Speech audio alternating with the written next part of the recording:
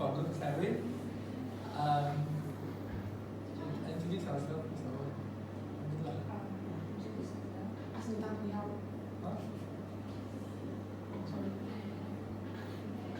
So we directly start our discussion. We first start with the facts based on the information that we've gotten. Okay, so based on the information given, we can know that this farm consists of 200 sheep and small number of goats, and it consists of 3 houses, one for the newly bought sheep from Australia, and another one is for those ready for sale, and the third one is for the nursery lamb. And this nursery lamb is located behind the homestay and nearby fish ponds. And there are 2 fish ponds and grass fruit trees which is going to built by the owner to make plant nursery, and the homestay is also for the agro-tourism purpose. And the owner is Mr. Azizi, and there are 1 new worker named Ahmad, and the farm is monitored and registered to DBS in Selangor and tested for brucellosis yearly. How about you, Lucy?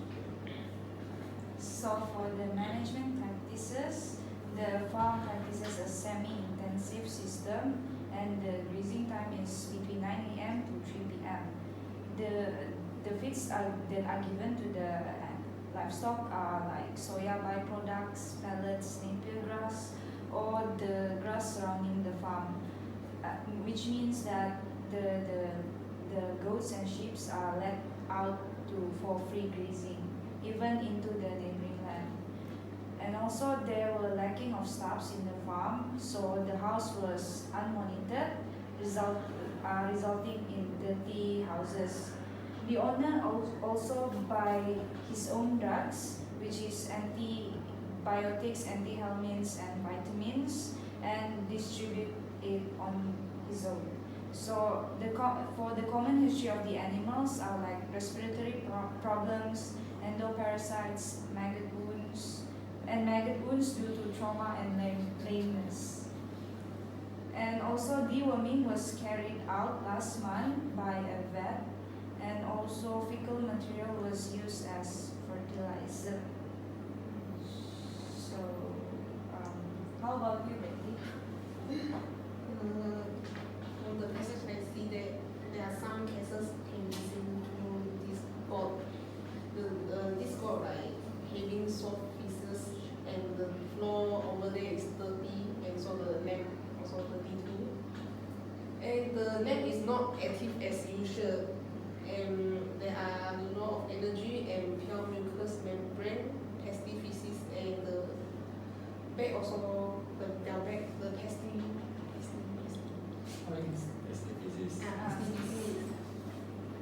and that means the 4 lamb already died, and other lambs pregnant if also have the same clinical case sign as Ozzy, and the 1 lamb died during vet visit to the farm. How about you, Mark? For our main character in this case, the ghostly sheep Rosie. When we observe Rosie, Rosie looked down, not responding, depressed, and don't have appetite. Other than that, Rosie temperature measured 39.2 degrees Celsius, 96 pulse rate, and 44 respiratory rate. Rosie is a 11-month-old goat sheep, excuse me, and she weighed 20 kg. Out of 5 body conditions score, Rosie get 2.5 over 5, and the skin tan is more than 2 seconds. Other than that, Rosie has shrunken eyes, tachymucous membrane, pale conjunctiva with CRT more than 3 seconds. Furthermore, upon examination, Rosie has enlarged submandibular area and edematous, thicker staining at the perianal and quarter part of hind limbs. And Rosie is diagnosed more severe than other lambs, and she's allowed to roam around the farm. Kian Khai, do you have anything to share? Well, maybe I'll talk about the hemogram. which is the blood test result that we can say. So what happened to Rosie is thrombocytosis can be observed due to, you see there's an increase in thrombocyte number, and hypoproteinemia due to lack of protein, reduce in RBC, PCV, hemoglobin, MCHC, and bilirubin as well. So normal MCV can be observed, and also there is neutrophilia as well. There is also absence of eosinophil and reticulocyte. There may be some important indication for this case as well. So, do anyone have anything to add on? I think we can find other facts in the information given also. You can see that the mineral block is on the floor and is very dirty, and there is no wound management as seen in the picture given. And fecal sampling was taken by the doctors, and the doctors also received the parasite laboratory report dated 18th of October 2014, 1 month before they go to the farm. Yes. Do anyone of you have any ideas on this case?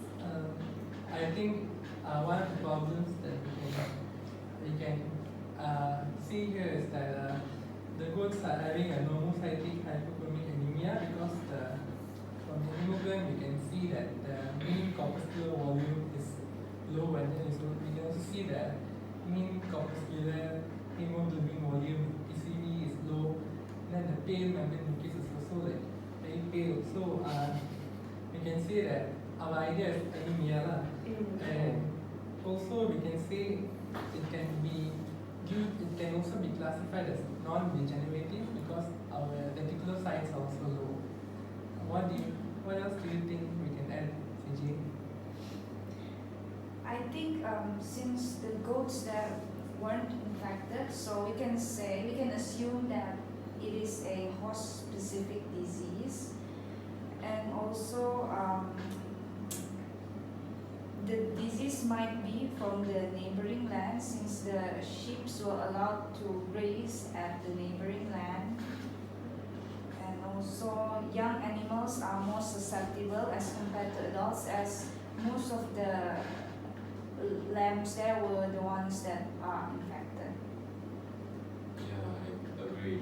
And for the disease, right, it can also be transmitted by Rosie because Rosie is able to free roaming around the farm. So, like maybe she can go to another house on another land, and then you bring the disease back to the nursery house, so that the disease is spread among the nursery land.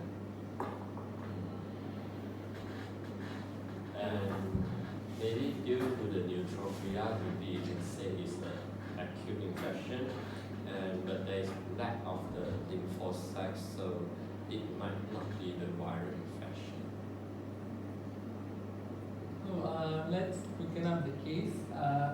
So we know that now our ideas are anemia, and it also we can say that the goats are not infected. It could be host specific, and we know that Rosie is going around and roaming. She might be the spreading agent, and we also identified some other problems in our facts that can be ideas in from the hemogram.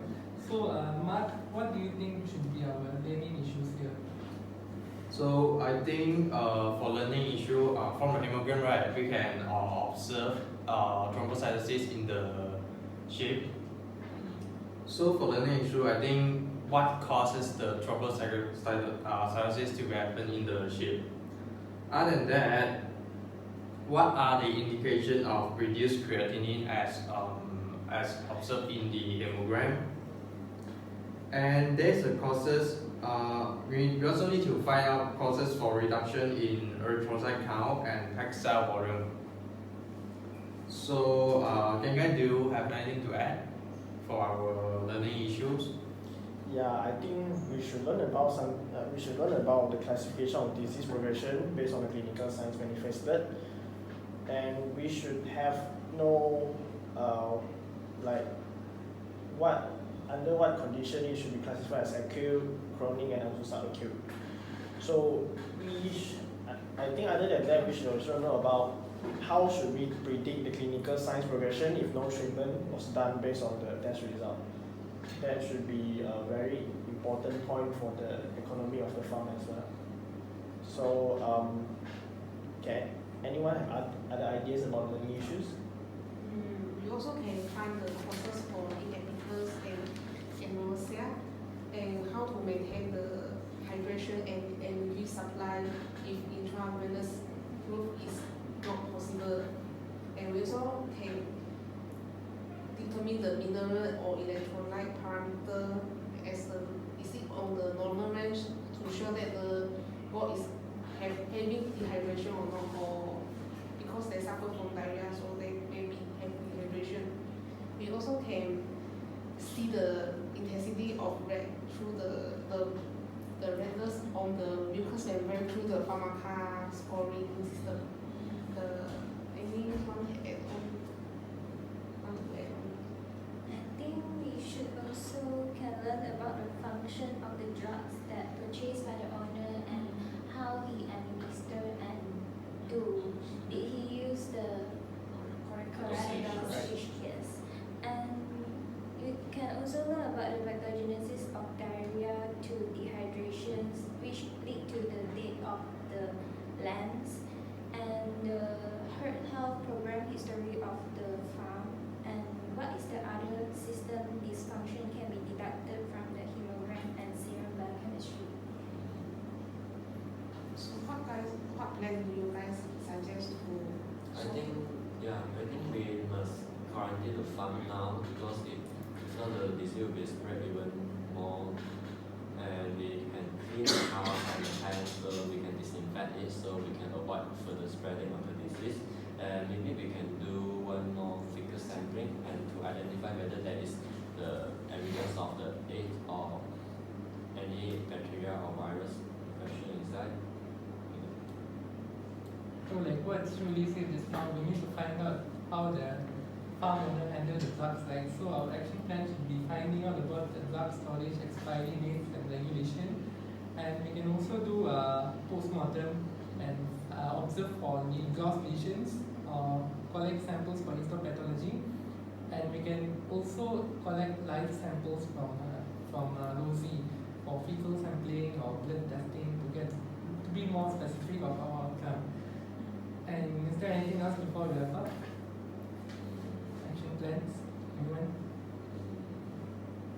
I think we can also stop the grazing activities until the tentative diagnosis is made to prevent any possible spread, and also segregating the lambs that are showing clinical signs away from those that do not show any clinical signs.